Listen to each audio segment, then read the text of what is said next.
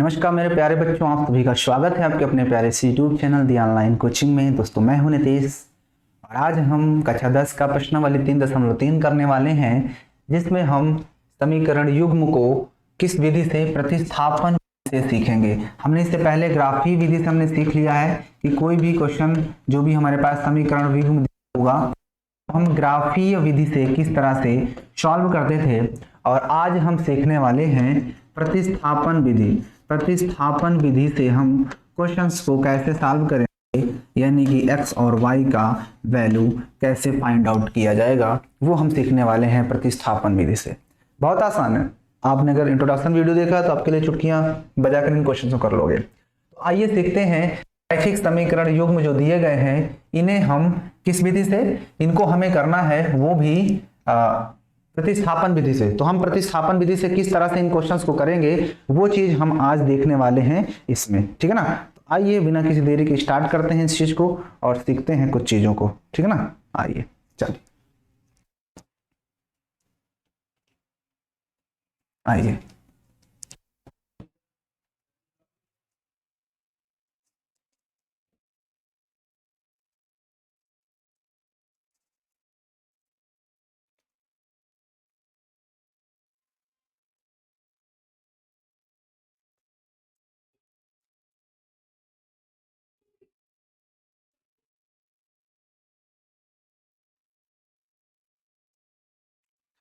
आइए देखते हैं प्रतिस्थापन विधि से हम किसी को कैसे सॉल्व करते हैं। तो बहुत आसान है। प्रतिस्थापन के लिए हम पहले क्वेश्चन को प्रतिस्थापन विधि से निकालकर देखते हैं कि किस तरह से निकाला जाता है। तो पहला क्वेश्चन है, इसमें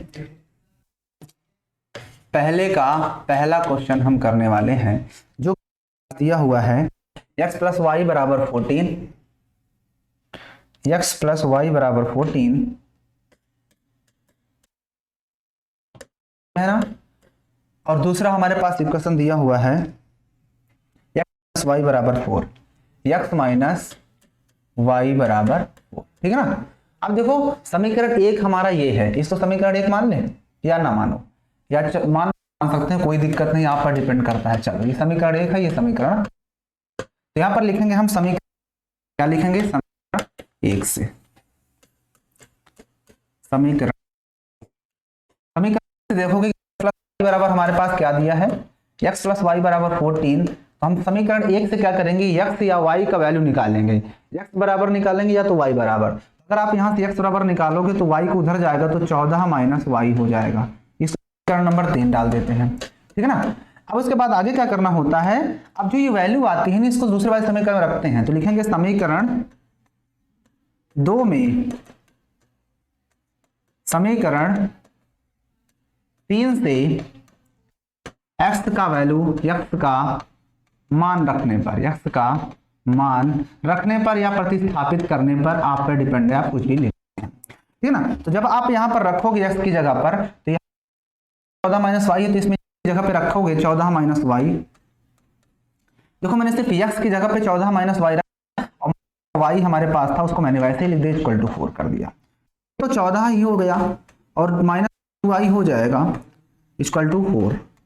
मुझे तो 2i चाहिए माइनस का 2i, तो माइनस का 2i इक्वल टू 14 उधर जाएगा, तो 14 4 माइनस 14 हो जाएगा ना, क्योंकि 14 उधर माइनस में जाएगा। तो y बराबर आपके पास कितना आएगा, घट जाएगा, तो बचेगा आपके पास कितना, 10 बचेगा, और माइनस से माइनस कट जाएगा तो 2 10 होता है, नहीं, चलो घटा लो, माइनस का 10 बचेगा, इधर 2i इक्वल टू, ठीक है ना। इसके आगे की क्रिया मैं यहां पर देखो करता हूं कि 2i माइनस का 2i बराबर इतना, तो मुझे तो y चाहिए, तो y बराबर क्या होगा, माइनस का 10 बटे माइनस का 2, है ना। तो 2 माइनस से माइनस का 2 कम 2 पंचे 10, यानी मैंने निकाल लिया कि y का वैल्यू जो होगा वो 5 होगा।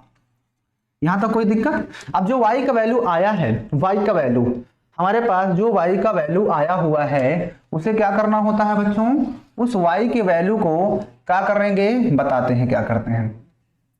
ये मैंने सॉल्व किया। अब जो y का वैल्यू हमारे पास आता है उसे हम क्या करेंगे, समीकरण जो यहाँ पे x की जगह पे रख देंगे, ये वाला समीकरण था ना, चाहे इसमें रख दो, इसमें रख दो, किसी में भी रख दो जिसमें x और y है। तो समीकरण में 3 में रखता हूं, यहां लिखेंगे समीकरण 3 में y बराबर 5 रखने पर,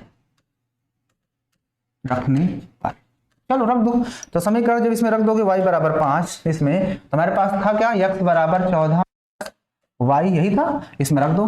तो 14 माइनस वाई मतलब कि 5, तो घटा दो तो कितना आएगा, 9 5 14, यानी x का वैल्यू जो आया है x बराबर 9 आ जाएगा।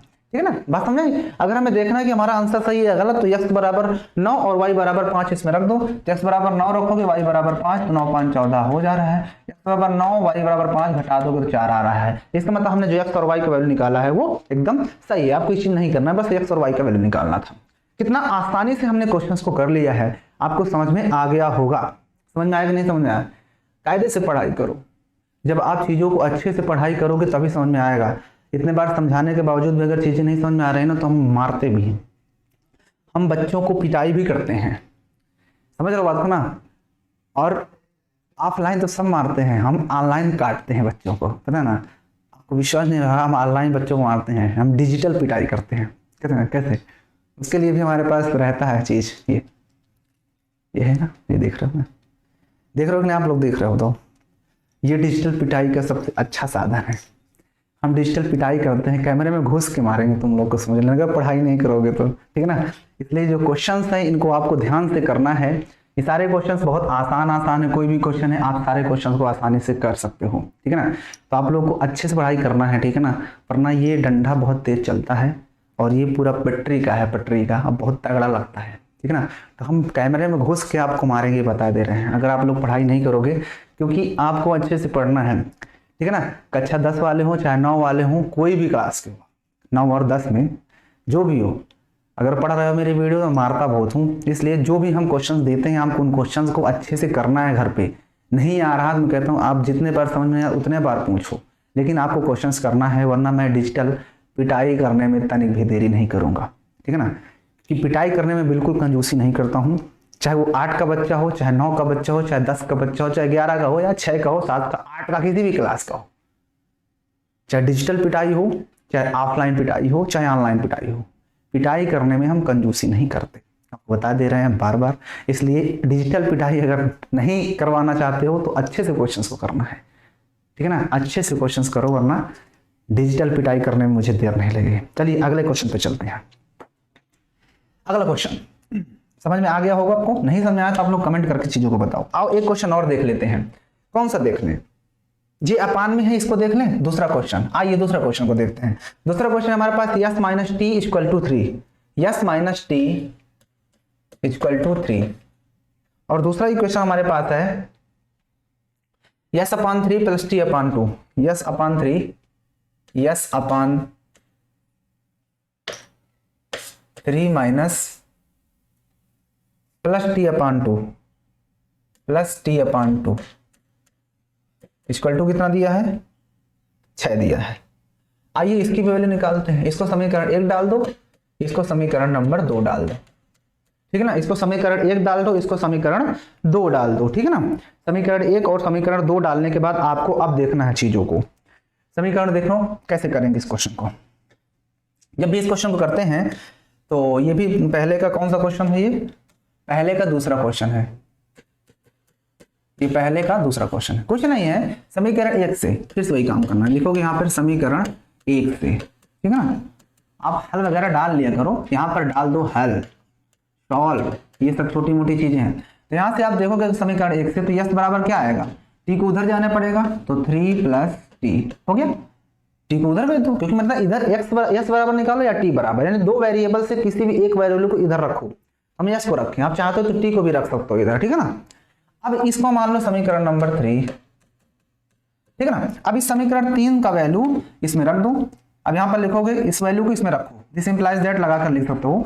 एस बराबर रख दो इसमें, तो 3 प्लस टी रख दोगे, यस की जगह पे अपान 3 था वैसे ही मैंने लगा दिया, प्लस टी की जगह पे वैसे टी ही है, अपान में 2 रख दो, इक्वल टू 6। यानी यहाँ से जिसका वैल्यू निकालोगे उसी की जगह पर रखना था। यस बराबर निकाले थे तो यस की जगह पर हम 3 प्लस टी रख दिए यहाँ पर। अब यहाँ पर टी था, टी के फॉर्म में हो जाएगा, तो यहाँ से टी की वैल्यू निकाला, तो ये एक वेरिएबल बन गया ना, वन वेरिएबल बन गया। जो वन वेरिएबल के लिए हमें सिर्फ वन इक्वेशन ही चाहिए सॉल्व करने के लिए।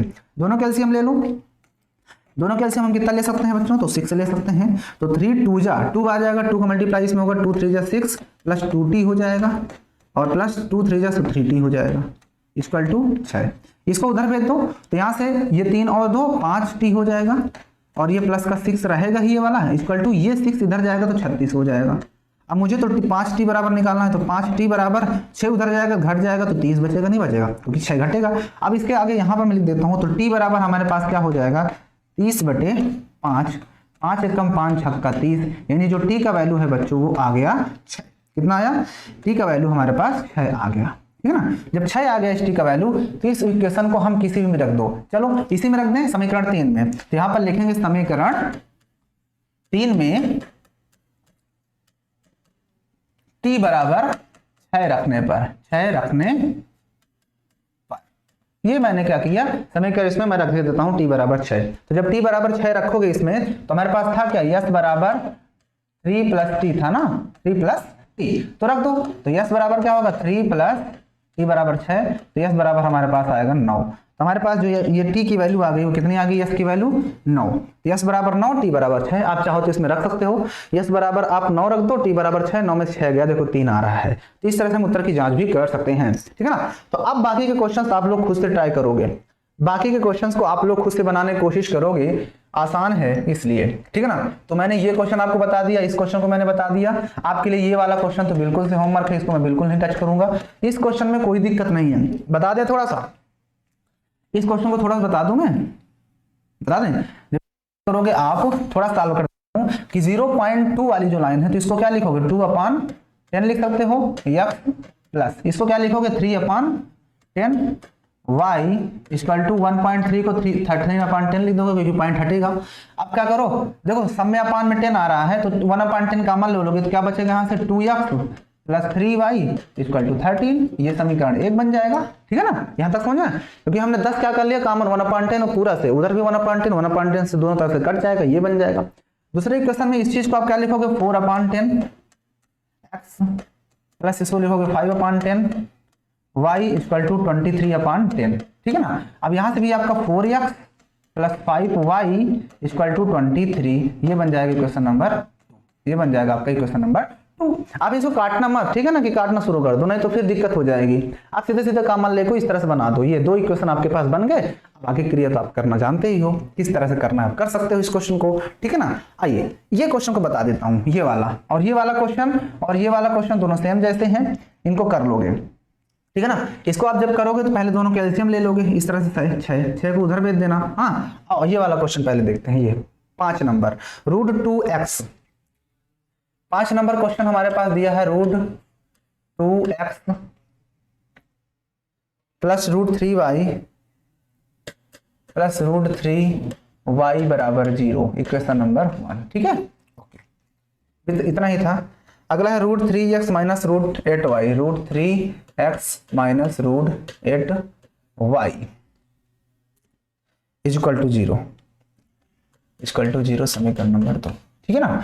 अब वही काम फिर से आपको करना होगा, आपको वही काम फिर से करना है। क्या करना होगा कि इसमें से तुम्हें समीकरण 1 से, यहां पर लिखो समीकरण 1 से x या y का वैल्यू निकालना पड़ेगा। तो मैं क्या करता हूं √2x को इधर रखता हूं, इसको मैं उधर भेज देता हूं, तो क्या होगा माइनस का √3y हो जाएगा ना, होगा कि नहीं। मुझे तो x चाहिए, तो x बराबर क्या आएगा माइनस का √3 अपान में ये √2 आ जाएगा इधर, और इधर y ऊपर वैसे ही रहेगा। बस चाहो तो इस चीज को तुम पूरा में रूट लगा सकते हो, यानी ऐसे x बराबर क्या लिख सकते हो माइनस का √3/2y, ठीक है ना। ये x का वैल्यू आ गया आपके पास, जो x का वैल्यू आ गया, अब इसी के वैल्यू को रखा दोगे दूसरे वाले इक्वेशन में, इस वैल्यू को समीकरण इसमें रख दो, इसको समीकरण 3 मान लो।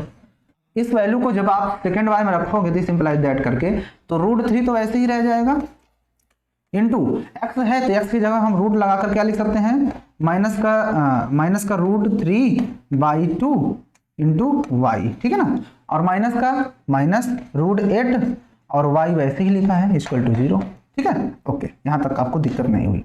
अब क्या करते हैं, देखो √3 और √3 मिलकर के सिर्फ 3 बन जाएगा, इससे आगे क्रिया इधर करते हैं 3, देखो ना √3 मिलकर के 3 और माइनस का 3/√2 ऐसे हो जाएगा, माइनस का 3/√2 क्योंकि √2 का जोड़ी दर मिल नहीं रहा, और y है y को वैसे ही लगा दो, और आगे हमारा पास कितना है माइनस का √8 y दिया था इक्वल टू 0, ठीक है, कोई दिक्कत यहाँ तक?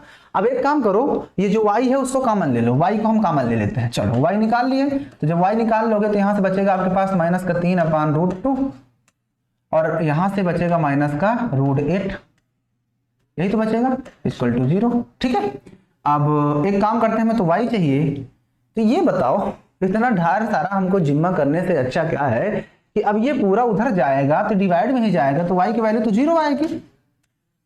नहीं समझ में आया भाई, ये पूरा उधर जाएगा मल्टीप्लाई के साथ है, उधर जाएगा तो 0 नहीं हो जाएगा पूरा, तो y की वैल्यू 0 हो गई। जब y की वैल्यू 0 हो गई तो हम y की वैल्यू इसमें रख देते हैं, इसमें y बराबर, तो जब y बराबर 0 हो तो इसमें y बराबर रखोगे समीकरण इस वाले में रख दो, समीकरण 3 में रख दो, समीकरण 3 में y बराबर 0 रखने पर, 0 रखने पर, तो चलो 0 रख दो इसमें, ये वाले में तो x बराबर क्या हो जाएगा -√3/2 y मतलब 0 है, यानी x की वैल्यू भी हमारे पास 0 निकल के आ जाएगी, इसमें कुछ था ही नहीं। अब 0 यहाँ रखो, 0 यहाँ, तो 0 उधर भी आ जाएगा। इस तरह से क्वेश्चन को करना था। ठीक है, चलें आगे, आओ आगे चलते हैं। अगला क्वेश्चन देखते हैं बच्चों। अगला क्वेश्चन यहाँ पर ये दिया हुआ है, आपको कुछ नहीं करना है, जैसा 3x/2 दिया है, 3/2 -5y/3 इक्वल टू कितना है, इक्वल टू -2 है, इक्वल टू -2। तो पहले तो इसको बनाना पड़ेगा ना, a1x plus b1y plus c1 equal to 0 के फॉर्म में। तो दोनों का एलसीएम पहले 6 लेना पड़ेगा आपको, तो 2 3 6, तो 3 3 का 9x -3 6, 2 5 10y इक्वल टू -2। इसको उधर भेज दो तो हमारे पास हो जाएगा 9x -10y इक्वल टू उधर जाएगा तो -12। अब इसे क्वेश्चन नंबर 1 मानना, इसको नहीं मानना। ठीक है, ये अब बन गया ना, अब यहाँ से x का वैल्यू निकालोगे या y के वैल्यू निकालोगे। अब दूसरा वाले को भी आपको इसी तरह से बनाना है, x/3 + y/2 बराबर कितना था 13/6, 13/6। एलसीएम ले लेना, दोनों का 6 आएगा, 3 दूना 6 तो 2x हो जाएगा, प्लस 2 3 6 तो 3y हो जाएगा इक्वल टू 13/6। 6 से 6 काट देना, यानी यहाँ से आपके पास जो दूसरा इक्वेशन बनेगा 2x + 3y बराबर 13, इक्वेशन नंबर 2 मान लेना। ठीक है ना, अब यहाँ से आपको वैल्यू निकालना है x की, x बराबर इसमें रख देना, तो ये y के फॉर्म में बन जाएगा, तो y का वैल्यू निकल आएगा। जब y का वैल्यू निकल आएगा तो फिर से वापस किसी भी इक्वेशन में रख दोगे जिसमें x और y दिया हुआ है, तो x का वैल्यू आ जाएगा। अब आगे कर सकते हो आप, इसके आगे का आपको खुद से करना है। ठीक है, चलो अभी बहुत सारे इस तरह क्वेश्चन मिलने वाले हैं, आप एकदम रट जाएंगे इस तरह क्वेश्चन, इसलिए मैं जरूरी नहीं समझता हूँ कि अब इन क्वेश्चन को बताऊं, खुद से आप ट्राई करोगे आप। ठीक है, चलो आते हैं अगले क्वेश्चन नंबर 2 पे। क्वेश्चन नंबर 2 यहाँ पर बच्चों कह रहा है कि 2x + 3y बराबर 11, 2x - 4y बराबर 24 को हल कीजिए तथा इसमें यम का वह मान ज्ञात कीजिए जिसके लिए y बराबर mx + 3 हो। इसको और इसको सॉल्व करके x और y का वैल्यू निकाल सकते हो। x और y का वैल्यू जो आएगा उसको समीकरण ये वाले में रख दोगे, x की जगह पे y की जगह पे, तो m का वैल्यू नहीं निकल आएगा, आ जाएगा ना। समझ में नहीं आया सर जी, कोई बात नहीं, आओ हम इस क्वेश्चन को यहाँ पर करके दिखाते हैं कि 2x + 3y बराबर 11 दिया है, 2x + 3y बराबर 11, 2x + 3y बराबर, से आप x बराबर निकालना चाहते हो तो 2x बराबर इसको उधर भेजो, इसको इक्वेशन नंबर 1 मान लेना। ठीक है ना, तो यहाँ से x का वैल्यू कितनी आएगी बताओ, तो 2x बराबर 10 - 3y हो जाएगा, है ना, 10x - 10 - 3y, तो x बराबर आपके पास आ जाएगा 10 - 3y 2 आ जाएगा। इसको इक्वेशन नंबर 2 मान लेना या 3 मान लेना, जो भी समझ आए।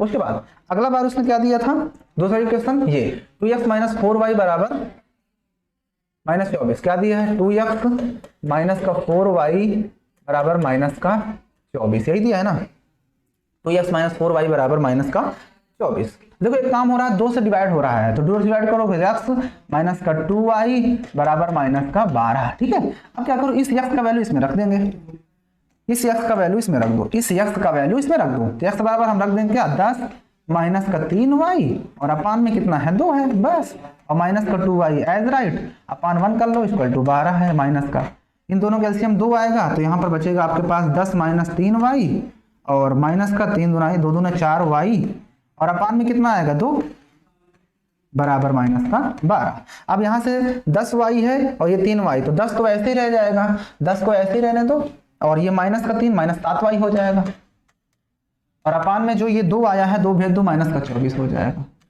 अब ये उधर जाएगा तो माइनस का 7y बराबर उधर भेज दोगे तो 24 में ये 10 जुड़ जाएगा, है ना, जुड़ जाएगा ना, हाँ जुड़ जाएगा। तो यहाँ से माइनस का 7y बराबर जोड़ दो तो 24 10 34 हो जाता है। तो y बराबर आएगा आपके पास 34/7, ठीक है ना। ये आ गया एक वैल्यू। अब जब y का वैल्यू आ गया तो y का वैल्यू किसी में भी रख दो, इसमें रख दें y का वैल्यू, समीकरण 2 में y का मान रखने पर, चलो समीकरण 2 में y का मान रख दो। तो x बराबर हमारे पास था, तो x बराबर है क्या है 10 - 3y, तो 10 - 3y, y बराबर है 34/7 और अपान में पूरब क्या है 2 है 2। तो यहाँ से कितना हो जाए, कटेगा ही नहीं, तो ये 10 माइनस का 3 चौके 12 होता है, 3 त्रिक 9 1 10 होता है, इतने आएगा 3 चौके 12 3 त्रिक 9 1 10, ठीक है। और अपान में इसके 7 था, इसका अपान 1 कर लो, पूरे के बटे 2 दिया था, तो ये 7 धाम में 70 हो जाएगा ऊपर माइनस 102 और अपान में ये 7 दूना 14 आ जाएगा, ठीक है ना। इसके आगे क्रिया मैं इधर कर देता हूँ, यहाँ पर ऊपर घटा दोगे तो कितना आएगा, 2 में 0 हो जाएगा तो 2 ही आएगा और 10 में से 7 जाता है तो 3 आता है, 32 बचेगा, यस 0 7 3 10 32, वो भी माइनस का बचेगा, तो माइनस का 32/14 कटेगा 2 से तो 14 2 16 32, यानी आ गया माइनस का 16/7। ये हो गया y का नहीं बल्कि x का वैल्यू, x बराबर, जब x और y का वैल्यू पता चल गया तो जब समीकरण तीसरा दिया था उसमें हम इसका वैल्यू रखेंगे। इस वैल्यू को हम रखते हैं किसमें, ये वाले में, क्या था y बराबर mx + 3। अब इसी में रख दो, y बराबर कितना आया हमारे पास, ये है y बराबर 34/7, यहाँ पर रख दो 34/7 equal to m into x की वैल्यू कितनी आई थी माइनस का 16/7 प्लस 3। अब हमको तो 3 इधर भेज दो पहले, तो 34/7 और ये माइनस का 3 इधर आएगा इक्वल टू बचेगा माइनस का 16m/7। ये 7 3 21 हो जाएगा, यहाँ पर कितना हो जाएगा 34 - 21/7 बराबर माइनस का 16m/7। 7 से 7 काट दो, घटा दो, कितना आएगा 4 में से 1 गया 3 आएगा, 3 में से 1 गया, 3 में से 2 गया 1 आएगा, 3 के 21 34 13। कहीं गड़बड़ कर दिए क्या हम लोग, कहीं हम लोगों ने कुछ गड़बड़ किया लगता है। 2x + 3y बराबर 10 था, ओहो देखो 2x + 3y 11 दिया था, यहाँ पर 11 था, हाँ 11 था भैया, यहाँ पर इस क्वेश्चन में हमने गड़बड़ कर दिया कि यहाँ पर जो x की वैल्यू थी वो x की वैल्यू 10 हमने ले लिया, 11 क्वेश्चन में था, क्वेश्चन में 11 दिया हुआ था, इसलिए क्वेश्चन क्या हो गया, गड़बड़ हो गया। चलो इस क्वेश्चन को हम यहीं पर करते हैं, देखो फिर से 2x + y बराबर 11, तो अगर इस सिचुएशन से 2x + 3y बराबर 11 में से फिर देखो 10 लिख दिया, यहाँ पर आपको 11 करना है, ठीक है। तो जब इसको सॉल्व करोगे आप तो यहाँ से x के बराबर निकालो, क्या आएगा 11 माइनस का 3y और अपान में ये 2 आएगा, ठीक है, यही बनेगा। अब इस वैल्यू को दूसरे वाले समीकरण में रखेंगे। दूसरा समीकरण हमारे पास क्या दिया है 2x माइनस का 4y बराबर माइनस का 24, 2 से डिवाइड कर दो इसको, तो x माइनस 2y बराबर माइनस का 12 आएगा। अब x की वैल्यू रख दो इसमें 11 माइनस का 3y और अपान में 2 और माइनस का 2y बराबर माइनस का 12। इसको क्वेश्चन नंबर 1 मान लेना, ये जो आया था इसको क्वेश्चन नंबर 2 मान लेना और इसको 3 मान लेना, ठीक है ना, ऐसे करते हुए चल जाना। अब उसके बाद आपको क्या करना है, ये कितना हो जाएगा 11 माइनस का 3y, अपान में मैंने एलसीएम ले लिया ना 2 और ये 2 दूना 4y हो जाएगा बराबर माइनस का 12, ठीक है। अब यहां से हो जाएगा आपके पास 11 माइनस का 7y बराबर 24 माइनस का। अब यहां से आपके पास माइनस का 7y बराबर माइनस का 24 और माइनस का 11 उधर जाएगा, माइनस का 7y बराबर 4 1 5 2 1 3 माइनस, तो माइनस कैंसिल, y बराबर आपके पास आ जाएगा 5। देखो थोड़ा सा अगर गलती कर दिए तो आंसर गलत हो जाता है, हमने अपने हिसाब से सही किया, उस हिसाब में m का वैल्यू भी कुछ और आता, लेकिन क्वेश्चन गड़बड़ था। जब y की वैल्यू पता चल गई तो इस y की वैल्यू को वापस से समीकरण इसमें रखोगे। तो समीकरण 2 में रखने पर क्या लिखोगे आप? समीकरण 2 में y बराबर 5 रखने, चलो रख दो। तो x बराबर क्या था हमारे पास? 11 माइनस 3y, तो 11 माइनस 3y बराबर तो 5/2। तो x बराबर आपके पास आ जाएगा ये 11 माइनस है, यहाँ पर ये माइनस है, ये माइनस है, तो हो जाएगा आपके पास 11 माइनस 5 दिया 15/2। तो x बराबर आपके पास आ जाएगा, माइनस घटा दो तो 4/2, यही होगा ना। तो 2 एकम 2 दूनी 4, तो x की वैल्यू आ गई माइनस का 2। अब हमारे पास जो इक्वेशन था वो क्या था? y बराबर mx प्लस 3, इसमें रख दो। तो y की वैल्यू हमारे पास 5 आई थी तो 5 रख दिए। m की वैल्यू मुझे निकालना है, ये है माइनस का 2 प्लस 3, 3 को इधर भेज दो तो 5 माइनस 3 बराबर माइनस का 2m, घटा दो तो माइनस का 2 बराबर माइनस का 2m, वैसे यहाँ पे प्लस का 2 आएगा ना, तो 2 इधर ले आओ तो 2 बटे माइनस का 2 बराबर m, मतलब कि m का वैल्यू जो हो जाएगा वो माइनस का 1 आएगा। ठीक है ना, यहाँ पे कट जाएगा, है ना, m की वैल्यू माइनस 1 आएगी। ठीक है, देखो थोड़ा सा क्वेश्चन गलत तो क्वेश्चन का आंसर भी गलत। चलिए आगे आते हैं क्वेश्चन पे। आइए अगला क्वेश्चन यहाँ पर कह रहा है कि निम्नलिखित संख्याओं को रैखिक विभव बना करके, रैखिक विभव बनाइए, इनको रैखिक विभव समीकरण बनाना है, उसके बाद हल प्रतिस्थापन विधि द्वारा कीजिए। किस विधि से? प्रतिस्थापन विधि द्वारा इनको हल करना है। तो क्या इस क्वेश्चन में कुछ है क्या? देखो कैसे करेंगे। कहता दो संख्याओं का अंतर इतना दिया है, तो मान लो, माना पहली संख्या या बड़ी, या मान लो बड़ी संख्या, माना बड़ी संख्या, बड़ी संख्या बराबर x, तो छोटी संख्या क्या होगी? छोटी संख्या बराबर y। ठीक है ना। अब कहता है दो संख्याओं का अंतर 26 है, यानी कि पहली संख्या x थी, दूसरी y थी, दोनों का अंतर 26 दिया था। इक्वेशन नंबर 1 डालो। ठीक है, दूसरी संख्या तीसरी, फिर कहता है दूसरी संख्या की 3 गुनी है, और आगे कह रहा है दूसरी कंडीशन में कह रहा है, यहां पर लिख देना प्रथम शर्तानुसार, इसको जरूर लिखोगे, प्रथम शर्तानुसार। अब यहां पर लिखोगे द्वितीय शर्तानुसार, द्वितीय शर्तानुसार, द्वितीय शर्तानुसार। द्वितीय शर्तानुसार क्या कह रहा है बच्चों कि एक संख्या, मतलब कि जो संख्या है वो दूसरी की 3 गुनी है, यानी कि जो बड़ी संख्या होगी भाई वही तो दूसरी वाली की 3 गुनी होगी, ऐसा है।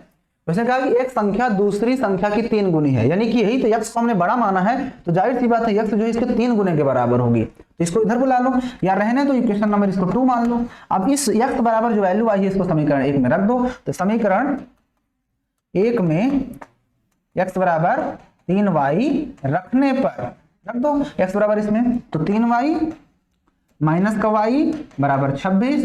जब यहाँ सॉल्व कर लोगे तो 2y बचेगा, 2 उधर पे तो y बराबर 13 आ जाएगा। कितना आएगा?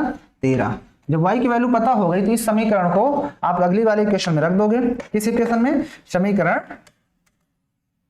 समीकरण 2 में, समीकरण 2 में y बराबर 13 रखने पर, तो y बराबर 13 रख दो, तो x बराबर क्या होगा?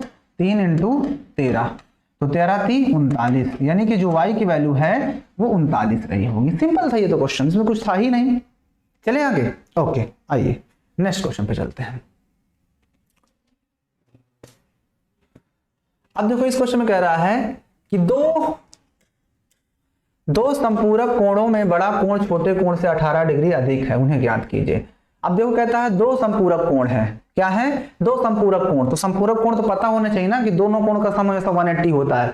तो कहता है दो संपूरक कोणों में बड़ा कोण छोटे से 18 अधिक है। तो मान लो इसमें कि बड़ा कोण, कौन सा क्वेश्चन था? क्वेश्चन नंबर 2 था इसमें, सेकंड वाला। यहां पे मान लो, माना बड़ा कोण बराबर x है और छोटा कोण बराबर y है। अब प्रथम शर्तानुसार यहां लिख देना, प्रथम शर्तानुसार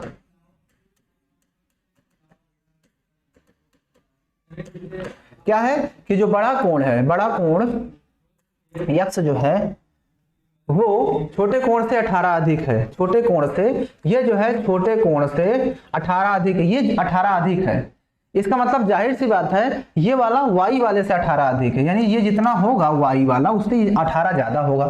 समीकरण 1 बना लो इसको, ठीक है। फिर द्वितीय शर्तानुसार तो हम जानते ही हैं, द्वितीय शर्तानुसार तो हम ये जानते ही हैं, क्या जानते हैं द्वितीय शर्तानुसार, ये दोनों कोण जब संपूरक हैं तो दोनों कोणों का स्तंभ हमेशा कितना होता है, 180 डिग्री होता है। ये अब आपको इन्हीं x दोनों को सॉल्व करके x और y का वैल्यू निकाल के बता देना है। अब इसके आगे क्रिया, इसके आगे आप लोग अपने से करोगे, ठीक है। नहीं समझ आया भाई, दो इक्वेशन बना दिए, x की वैल्यू दिया है, इसमें रख देना x के बराबर कुछ ना कुछ वैल्यू आ जाएगी x की, वापस इसमें रख देना, मतलब y की वैल्यू आ जाएगी, वापस इसमें रख दोगे y की जगह पे तो x की वैल्यू आ जाएगी। अब उसके बाद इसमें आप रख दोगे तो आपका आंसर आ जाएगा। चले, ओके। नेक्स्ट क्वेश्चन यह है कि एक क्रिकेट टीम के कोच, एक क्रिकेट टीम के कोच, ओहो भाग क्यों रहे हो तुम, 7 बल्ले तथा 6 गेंद इतने रुपए की मिलती है। बाद में उसने 3 बल्ले और 5 गेंद 1750 रुपए में खरीदी। प्रत्येक बल्ले और प्रत्येक गेंद का मूल्य ज्ञात कीजिए। तो वही बात करना है, एक बल्ले की कीमत मानना पड़ेगा और एक गेंद का मूल्य मानना पड़ेगा। तो यहां पर लिखोगे आप, माना, तीसरा क्वेश्चन है, माना एक, पहले गेंद थी या बल्ला था, पहले एक क्रिकेट टीम के कोच ने 7 बल्ले, तो बल्ला है पहले, तो मान लो एक बल्ले की कीमत, एक बल्ले की कीमत या का मूल्य भी लिख सकते हो, कुछ भी आप लिख सकते हो, कीमत बराबर, अब भाई रुपया पैसा में तो मिलेगा कि रुपया मिलता है, तथा एक गेंद की कीमत, एक गेंद की कीमत बराबर मान लो रुपए y, ठीक है। अब यहां पर फिर से वही काम करना है, प्रथम शर्तानुसार, क्या, प्रथम शर्तानुसार, प्रथम शर्तानुसार क्या कह रहा था प्रथम शर्तानुसार, कि अगर वो 7 बल्ला खरीदता है, 7 बल्ला, अगर एक बल्ला x रुपए का, 7 बल्ला 7x के होंगे, और प्लस 6 गेंद खरीदता है उसी के साथ में, यानी एक गेंद y रुपए की, 6 गेंद 6 y की, तो उसे कितने रुपए देना पड़ता है, 3800 रुपए देना पड़ता है। कितना, 3800 रुपए देना पड़ता है, क्वेश्चन नंबर 1। फिर उसने ये कहा है कि यदि वो 5 गेंद, 3 गेंद और 3 बल्ले और 5 गेंद खरीदता है, 3 बल्ला यानी कि 3x और 5 बल्ला यानी कि 5y, तो उसे 1700 रुपए देना पड़ता है ना, 1700 ही था, 1750 रुपए देना पड़ता है, 1750 रुपए देना पड़ता है, ठीक है ना। ये अब इसके आगे आप लोग फिर से कर सकते हो, इसके आगे आप लोग खुद से कर सकते हो, क्योंकि यहाँ पर आपके पास 2 कंडीशंस दे गई हैं। चलो इस क्वेश्चन को मैं सॉल्व करके आपको दिखाई देता हूँ, कर दूं कि ना करूं, आसान है वैसे, कर दूं। चलो आओ, समीकरण 1 से, यहाँ पर लिखेंगे समीकरण 1 से, समीकरण 1 से देखो 7x बराबर क्या हो जाएगा, क्योंकि मुझे तो x का वैल्यू निकालना होता है ना जब प्रतिस्थापन सॉल्व करते हैं, तो 7x बराबर, इसको उधर जाना पड़ेगा, तो हो जाएगा आपके पास 3800 और माइनस का 6y, क्योंकि मैंने इसको उधर भेज दिया, तो मुझे तो x चाहिए, तो x बराबर हो जाएगा 3800 माइनस का 6y और पूरे के अपान में 7, इसको इक्वेशन नंबर मान लो 3, ठीक है। अब इस वैल्यू को आपको समीकरण अगले वाले में रख देना है, तो समीकरण 2 में, तो यहाँ पर लिखो अपना समीकरण 2 व 3 से, ऐसे लिख दो, 2 व 3 से, 2 व 3 से क्या है वो समझ में आ जाएगा, यानी कि 2 में हम इसका वैल्यू रखने वाले हैं x बराबर, तो 3 था इनटू, या एक काम करते हैं, इस चीज को थोड़ा सा छोटा कर लेते हैं,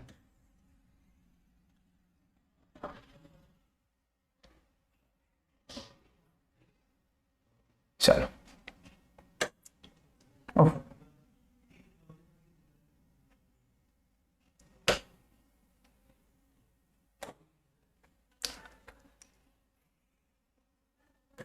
तथा यहां पर था, ये तथा नहीं है, ठीक है। ये अब हम क्या करते हैं, इस चीज को देखो ध्यान से,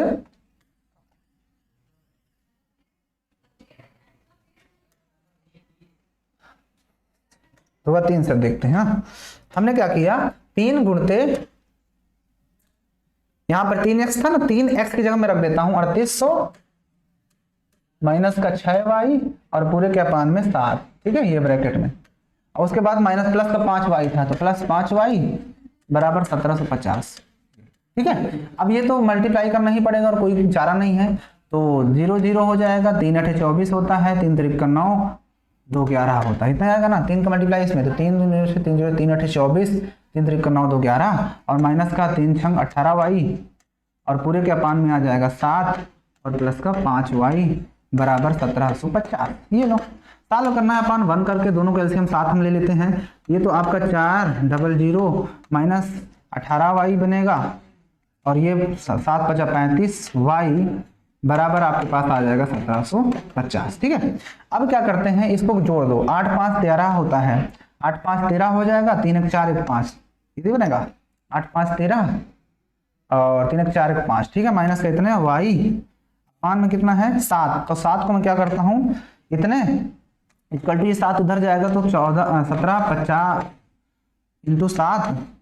अब उसके बाद ये इधर मल्टीप्लाई में था, उधर प्लस में था, उधर जाएगा तो 11, 4 के आगे 2 0 हो जाएगा। अब क्या करते हैं, हमको तो वैल्यू निकालनी है तो इसको मल्टीप्लाई करना ही पड़ेगा। तो 0 7 5 35 होता है, 7 7 49 50 51 52 हो जाएगा और 7 1 7 5 12 होता है। ठीक है ना, 12 और माइनस का 1 1 4 00। ठीक है, ये आ गया आपके पास माइनस का 53 वाई इक्वल टू, ठीक है ना जी, माइनस का 53 वाई होगा।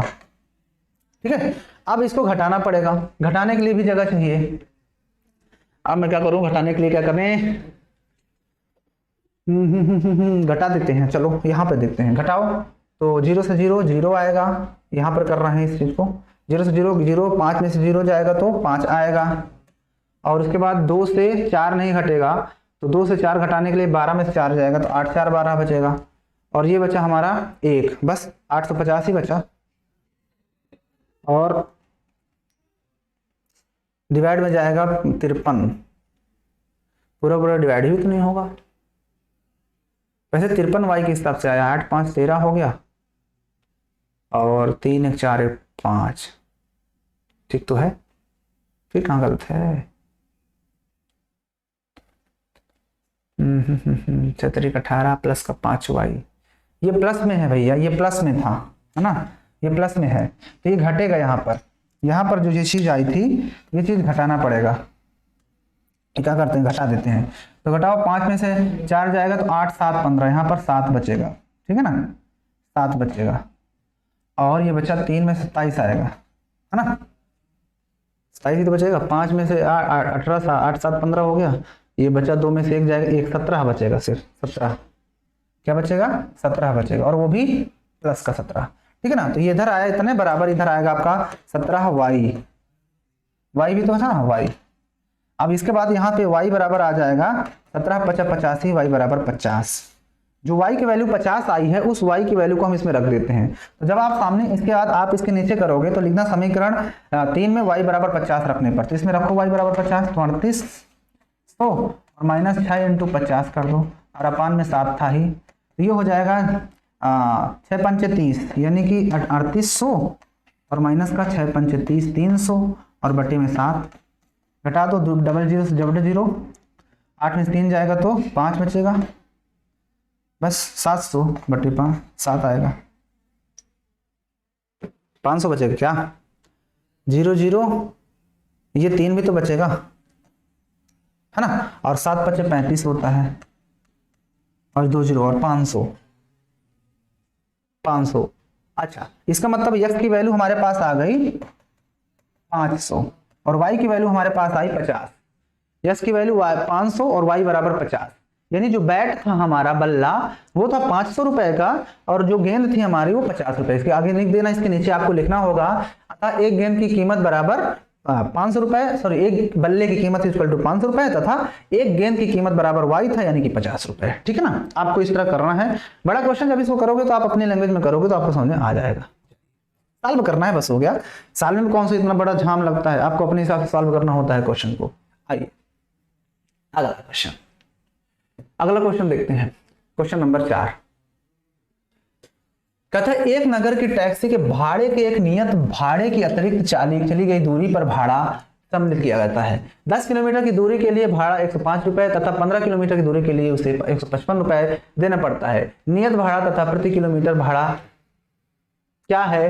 एक व्यक्ति को 25 किलोमीटर यात्रा करने के लिए कितना भाड़ा देना। ओहो, इसमें ये कह रहा है कि कोई भी बच्चा है, कोई भी बंदा है, अगर वो टैक्सी से जा रहा है, टैक्सी से, तो जैसे ही वो टैक्सी में बैठता है तो उसके लिए एक नियत भाड़ा देना पड़ता है, और उसके बाद जितने किलोमीटर जाएगा उस किलोमीटर के हिसाब से भी उसे पैसा देना पड़ रहा है। मान के चलो कि मैं टेम्पो चलाता हूँ, आप मेरे टेम्पो से कहीं जाना चाहते हो, तो मैंने कहा कि आप जैसे ही मेरे टेम्पो बैठोगे तो वो नियत भाड़ा होता है कि जैसे ही आप टेम्पो बैठोगे तो बैठने का आपको इतने रुपए चार्ज करना पड़ेगा, और उसके बाद जितना दूर तक जाओगे उसका किलोमीटर के हिसाब से आपसे पैसा लिया जाएगा। तो अब उसने कितने रुपए नियत भाड़ा रखा है कि आप बैठोगे तो इतने रुपए आपको देना था। हम जैसे मैं कह दिया कि मेरे स्कूटर से या मेरे भी टैक्सी से आप कहीं जा रहे हो, तो मैंने कहा कि मेरे टैक्सी का जो भाड़ा है इतने रुपए किलोमीटर है, 5 रुपए किलोमीटर जा रहा है, और बैठोगे तो 2 रुपया लगेगा।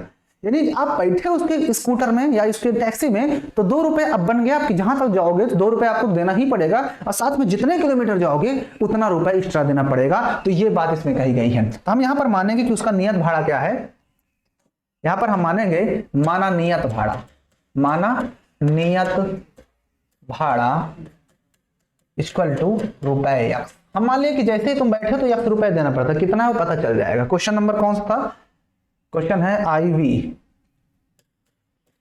फिर यहां पर लिखेंगे प्रति किलोमीटर भाड़ा तथा प्रति किलोमीटर भाड़ा बराबर वही रुपए मान लो, ठीक है, ओके। अब यहां पर लिखेंगे प्रथम शर्तानुसार, प्रथम शर्तानुसार।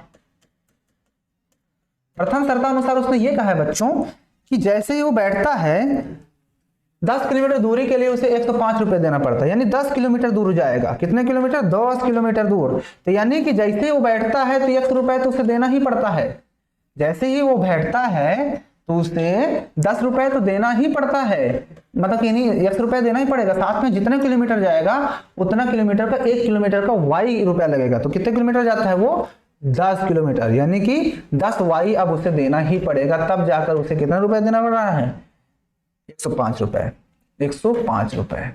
ये बनेगा क्वेश्चन नंबर 1, ठीक है भाई। ये पैसा तो स्थिर है, 100 रुपया तो देना ही पड़ेगा। फिर द्वितीय शर्तानुसार, द्वितीय शर्तानुसार उसने क्या कहा था कि अगर वो 25 नहीं बल्कि कितने किलोमीटर जाना, 15 किलोमीटर जाएगा तो उसे 155 रुपए देना पड़ता है, 155। 15 किलोमीटर जाएगा तो 155 रुपए देना पड़ता है, 15 किलोमीटर। तो 15 किलोमीटर जाएगा यानी 100 देना ही पड़ेगा, साथ में 15 किलोमीटर के साथ 15 Y, 155 रुपए देना पड़ता है। ये हो गया समीकरण नंबर 2। अब यहां पर लिखोगे समीकरण 1 से, समीकरण 1 से, समीकरण 1 से देखो x बराबर हम निकालेंगे तो x बराबर क्या आएगा, 105 माइनस का उधर जाएगा तो 10y, ठीक है। समीकरण इसको 3 डाल दो। अब समीकरण 2 या 3 से यहां पर लिखेंगे समीकरण 2 व 3 से, या लिख सकते हो कि समीकरण 2 में हम 3 से x बराबर इतना रखने पे, तो रख दो इसमें वैल्यू। तो जब आप रखोगे x बराबर इतना तो रख दो 105 माइनस का 10y बराबर उधर था नहीं प्लस 15y भी तो था इधर, इक्वल टू उधर है 155। अब इसके आगे क्रिया मैं यहां पे करता हूं। अब ये 105 को उधर भेज दो, ये दोनों घट जाएंगे तो 5y इधर बचेगा, तो 5y बराबर ये उधर जाएगा तो घटेगा, तो 5 से 5 जाएगा तो 0 बचेगा, और फिर 5 से 5 जाएगा तो 5 आएगा, इतना ही आएगा बस। ये 5 5 फिर 5, 5 से 5 गया 0 और ये 5, ठीक है बस 55। तो y बराबर आपके पास आ जाएगा 5 में 50, y की वैल्यू आ गई। अब y की वैल्यू समीकरण इसमें रख देंगे, यहां पर लिखेंगे समीकरण 3 में y बराबर 50 रखने पर, y बराबर 50 रखने पर। तो चलो समीकरण इसमें रख दो। x बराबर था हमारे पास, तो x बराबर कितना था 10, 105 माइनस 10 इंटू y बोले तो 50, तो x बराबर कितना हो गया 105 माइनस 5, 10 50, 5 और कम 5 डबल 0 है, अरे y बराबर 10 था, y बराबर 10 है, y बराबर यहां पर देखो 10 रखना था, y बराबर 10 रखना था, y बराबर 10 है। तो जब y बराबर हमने 10 रखा तो यहाँ पर भी 10 10 में 100 आ जाएगा, यहाँ पे तो घट जाएगा तो x बराबर आ जाएगा 5, x बराबर 5। यहाँ पर आप इसके आगे लिखोगे यहाँ पर कि नियत भाड़ा, यहाँ पर लिखो नियत भाड़ा उसका क्या था x रुपए मतलब 5 रुपए, यानी जैसे टैक्सी बैठते 5 रुपए देना पड़ता था। और फिर प्रति किलोमीटर भाड़ा y था, मतलब कि 10 रुपए, 1 किलोमीटर का 10 रुपए ले रहा था। अब उसने आगे एक क्वेश्चन में और भी कुछ पूछा था कि अगर वो 25 किलोमीटर यात्रा करता है तो उसे कितना रुपए देना पड़ेगा। तो यहाँ पर लिखेंगे 25 किलोमीटर का भाड़ा, यहाँ पर लिखेंगे 25 किलोमीटर का भाड़ा इक्वल टू वही काम कि जब वो बैठेगा जैसे ही, तो उसे तो x रुपए देना ही पड़ता था, साथ में 25 किलोमीटर को 25 y देना पड़ेगा।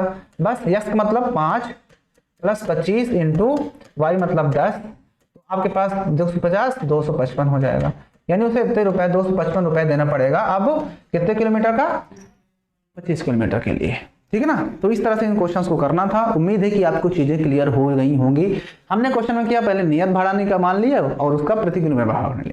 फिर उसने ये कहा था क्वेश्चन में कि जैसे वो बैठता है तो 100 रुपए देना ही पड़ता है नियत भाड़ा, और साथ में जितने किलोमीटर जाता है उतने के हिसाब से पैसे देना पड़ रहा है। तो 10 किलोमीटर गया था तो 105 रुपए दिया, फिर 15 किलोमीटर गया तो 155। दोनों को सॉल्व कर लिए, x और y का वैल्यू प्रतिस्थापन से निकाल लिए, तो पता चल गया कि नियत भाड़ा उसका 5 रुपए था और प्रति किलोमीटर भाड़ा उसका 10 रुपए था, ठीक है। उसके बाद हमने 25 किलोमीटर को भाड़ा पूछा है, तो जैसे ही बैठेगा तो पहले तो 5 रुपए देना ही पड़ेगा।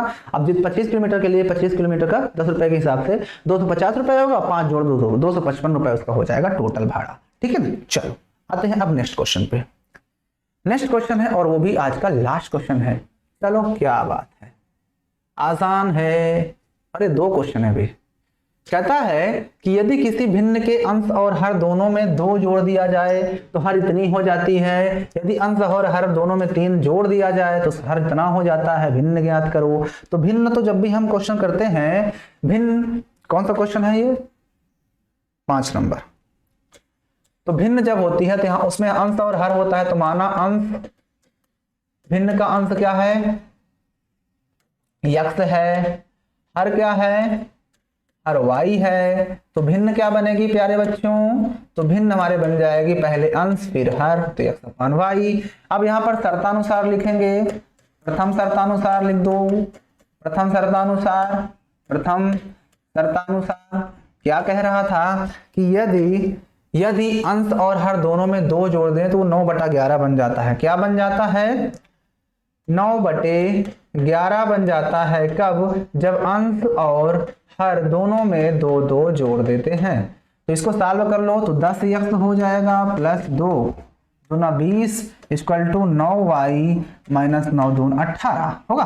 तो 9y इधर लाओ तो 10x माइनस का 9y इक्वल टू ये उधर जाएगा तो जुड़ जाएगा उसमें, यानी माइनस 18 माइनस का 20। वैसे भी 9 दूना 18 ये प्लस में ही आएगा और ये उधर जाएगा तो ये प्लस का 18 है घट जाएगा। यानी यहाँ से हमारे पास 10x माइनस का 9y इक्वल टू घटा दो तो माइनस का 2 बचेगा, राइट। तो मुझे तो x बराबर निकालना है, तो 10x बराबर माइनस का 2 माइनस का 9y, ठीक है। अब मुझे चाहिए क्या? मुझे चाहिए तो अब इसमें 10 को हटाऊंगा इधर से, इधर डिवाइड में जाएगा कि नहीं? इधर डिवाइड में आ जाएगा 10। तो यहां से हमारे पास आ गया किसकी वैल्यू? x की वैल्यू। x बराबर इतना आ गया। समीकरण इसको डाल देना, ये समीकरण आपका 2 हो जाएगा, या 1 मान लो। समीकरण 2 1 मानो, बस कोई दिक्कत नहीं। अब जो ये वैल्यू आई है, अब उसको द्वितीय शर्तानुसार करो। द्वितीय शर्तानुसार क्या कह रहा था? तो यहां पर आप लिखोगे उसके आगे द्वितीय शर्तानुसार। द्वितीय शर्तानुसार उसने ये कहा था कि अब अंश और हर दोनों में 3 जोड़ देते हैं तो संख्या 5/6 होती है। संख्या क्या बन जाती है? 5/6। कब? जब अंश और हर दोनों में हम 3 जोड़ देते हैं। जोड़ दो तो 6x और प्लस 6 3 18 होता है इक्वल टू 5y प्लस 5 3 15 होता है। मैंने तिर्यक गुणा करवा दिया, ठीक है। अब उसके बाद ये 6x इसको इधर ले आओ तो माइनस का 5y हो जाएगा, ये उधर जाएगा तो उसमें से घटेगी तो 15 माइनस का 18 तो माइनस 3 बचेगा नहीं। अब इसमें क्या करो, इस वैल्यू रख दो x बराबर इतना। तो जब x बराबर आप यहाँ पे रख दोगे तो 6 इंटू क्या है माइनस का 2 माइनस का 9y और अपान में 10 और माइनस का 5y बराबर माइनस 3 था। अब इसके आगे मैं नहीं करने वाला हूं, इसके आगे आप लोग खुद से करोगे। यहाँ पर मैंने x की वैल्यू निकाला, इसमें रख दोगे तो y का वैल्यू कुछ ना कुछ आ जाएगा। जब y का वैल्यू कुछ ना कुछ आ जाए तो वापस से इसमें रख देना y की जगह में, तो x का वैल्यू कुछ ना कुछ आ जाएगा। जब x और y दोनों आपको पता चल जाएगा प्यारे बच्चों, तो आप इसमें रख दोगे तो आपका भिन्न पता चल जाएगा। क्या बात है, कितना आसान है, x और y का वैल्यू सिर्फ निकालना है और इसमें रख देना, हो गया तुम्हारा भिन्न पता चल जाएगी। हर पूछा हो तो हर बता देना, अंश पूछा तो अंश बता देना, ठीक है। लेकिन इसमें पूछा क्या था, भिन्न ज्ञात करो, तो x और y का वैल्यू निकाल करके x ऊपर y नीचे रख देना, वही हमारा आंसर हो जाएगा, ठीक है। चलिए नेक्स्ट क्वेश्चन पे, अब उसके आगे आप लोग उसको कर लोगे। आओ आगे इसको आप कर सकते हो, आओ आगे चलते हैं। कहता है कि 5 वर्ष बाद जैकब की आयु उसके पुत्र की आयु की 3 गुनी हो जाएगी। कहता है जैकब की आयु, तो इसमें मानना पड़ेगा, पहले यहां पर मानेंगे, माना जैकब की वर्तमान जरूर लिखोगे, वर्तमान आयु बराबर x वर्ष, तथा उसके पुत्र की आयु तथा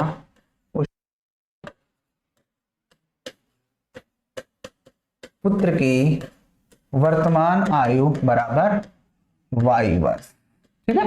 ये है आपका कौन सा क्वेश्चन था, 6 नंबर, ठीक है। यहां तक कोई दिक्कत मान लिए। अब उसके बाद यहां पर लिखेंगे प्रथम शर्तानुसार, या लिखेंगे प्रथम शर्तानुसार।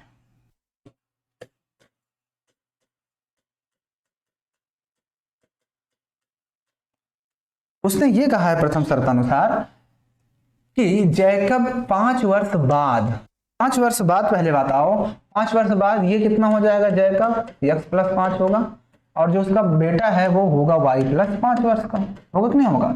अब हो गया। अब उसके बाद इसने कहा था आयु उसके पुत्र की आयु की 3 गुनी हो जाएगी। 5 वर्ष बाद उसका जो आयु है जैकब की, वो उसके पुत्र की आयु की 3 गुनी हो जाएगी। ये लो 3 गुनी कर दिया ना, तो यहां से आप चालू करो, x + 5 बराबर 3y + 15, इसको इधर ले आओ, तो x - 3y = 15 और 5 को उधर भेज दो, तो यहां से आपके पास x - 3y बराबर कितना आएगा, 10 आएगा। कितना आएगा, 10 आ जाएगा कि नहीं आएगा, 10 घटा दिए, तो मुझे तो x बराबर निकालना, तो x बराबर क्या होगा 10, इसको उधर भेज दो, तो प्लस का 3y, इसको समीकरण 1 डाल दो, ठीक है, ओके। अब यहां से हमने x का वैल्यू निकाल लिया।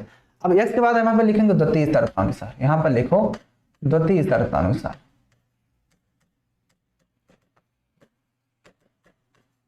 द्वितीय शर्तानुसार उसने क्या कहा है,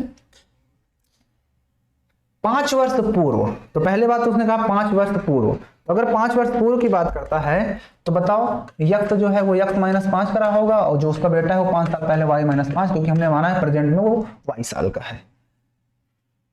पुत्र की आयु जो है वो 7 गुनी थी, यानी कि 5 वर्ष पहले की बात कर रहा है, तो जैकब जो है अपने पुत्र से 7 गुना था, ये अपने बेटे से 7 गुना था, तो बस तो x - 5 बराबर 7y - 5, इसको इधर ले आओ, तो x - 7y, इसको उधर भेज दोगे तो -5, इसमें भी 7 × 5 = 35 हो जाएगा ना यहाँ पे, तो ये -35 था प्लस का 5, क्योंकि इधर जुड़ जाएगा, तो x का वैल्यू रख दें, x बराबर इतना था, 10 + 3y रख दो, तो 10 + 3y -7y बराबर, घटा दो तो -30 बचेगा, तो ये 10 को उधर भेजते हैं और ये दोनों घट जाएंगे, तो -4y बचेगा बराबर -30 और -10, ये भी घट जाएगा, तो यहाँ बताओ 4y - का, तो इधर 40 आ जाएगा, आएगा 40, तो y बराबर आ जाएगा 10, y बराबर आया 10। जब y बराबर 10 आया तो इसको वापस से समीकरण इसमें रख देना, इसके आगे की जो क्रिया करोगे, इसके आगे का क्रिया मैं इधर कर देता हूं, क्रियाक्रम यहाँ पे क्या लिखेंगे, समीकरण 1 में y बराबर 10 रखने पर, ठीक है, तो जो y बराबर आप इसमें 10 रख रहे हो, y बराबर 10, तो क्या होगा, x बराबर 10 + 3y बराबर 10, ये रख दिया y बराबर 10, तो x बराबर कितना हो जाएगा, 10 के बाद 3 10 40, यानी 40, ये आ गया। तो उसने पूछा था जैकब की आयु, तो जैकब इस समय प्रेजेंट में कितना है, जैकब की वर्तमान आयु कितनी हो जाएगी, 40 साल, 40 वर्ष, और जो उसका बेटा है पुत्र, उसका कितना होगा, पुत्र की आयु 10 साल, 10 वर्ष हो जाएगा। ये हमारे पास जो आंसर आया वो इस प्रश्न का उत्तर होगा, ठीक है ना। तो हमने इस तरह से हमने इन सब सारे क्वेश्चन को सॉल्व कर लिया है। उम्मीद है कि आपको चीज़ें क्लियर हो चुकी होंगी, ठीक है ना। और ये क्या होते हैं, फिनिश हो जाती है एक्सरसाइज। अब इसके बाद अगली एक्सरसाइज में हम लोग विलोपन विधि सीखेंगे। विलोपन विधि कैसे करते थे हमने सीख लिया है, उसको हम नेक्स्ट वीडियो में कवर करने वाले हैं। वीडियो थोड़ा बड़ी हो गई क्योंकि सारे क्वेश्चंस हैं, अगर मैं सारे क्वेश्चंस करता तो और बड़ी वीडियो बन जाती। इसलिए आप एक ही तरह के सेम तरह क्वेश्चंस को आप खुद से बनाने की कोशिश किया करो। जब आप लोग खुद से बनाने की कोशिश करोगे तो आसानी से कर सकते हो, ठीक है ना। तो आप यहाँ तक करना, बाकी हम लोग फिर मिलते हैं नेक्स्ट वीडियो में, ठीक है ना। ठीक है, और कहीं पर भी आपको किसी भी तरह की प्रॉब्लम है तो आप लोग कमेंट करके जरूर बताइए, ठीक है ना। वीडियो जहां पर भी दिक्कत हो उसको आप बैक करके देखा करिए, बैक कर लिया करिए वीडियो को, ठीक है ना। बैक करके फिर से देखते हुए, फिर से देखते देखते देखते देखते फिर आगे आया करिए, ठीक है ना। तो क्योंकि समझ में आना भी जरूरी है। अब मैं वही चीज़ को बार बार रिपीट करूंगा, दिक्कत होगा, इसलिए अच्छा है कि आप वीडियो को रिपीट कर लो। अगर वही चीज़ को बार बार बताऊंगा तो वो वीडियो और लंबी हो जाएगी, ठीक है ना। तो मैं एक बार बताता हूँ, उसके बाद आप चाहे जितना आगे से जितना आगे पीछे करो उससे मतलब नहीं होता है, ठीक है ना। तो उम्मीद है कि चीज़ें समझ में आया होगा, आपको सेशन बहुत अच्छा लगा होगा। अच्छा लगा हो तो लाइक करना, चैनल पर तो सब्सक्राइब करना, कमेंट करके अपनी बातों को जरूर बताना, ठीक है ना। और बाकी हम लोग मिलते हैं फिर नई वीडियो के साथ, तब तक के लिए जय हिंद।